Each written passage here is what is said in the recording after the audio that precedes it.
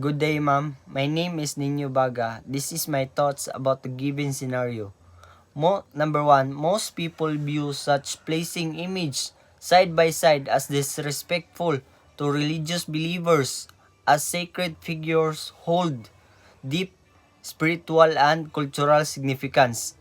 Yes, number two, yes, it is widely considered unethical issues because it can cause emotional harm, offense, and violate the principles of respect for religious beliefs and communities. Some may argue it could be artistic or provocative expression, but this is view is not a mainstream.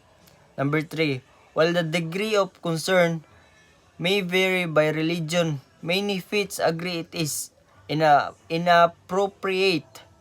However, the determination of right or wrong does depend partly on one's religious beliefs.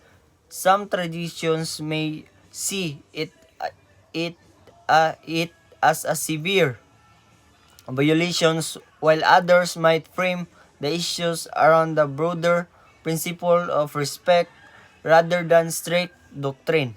Thank you.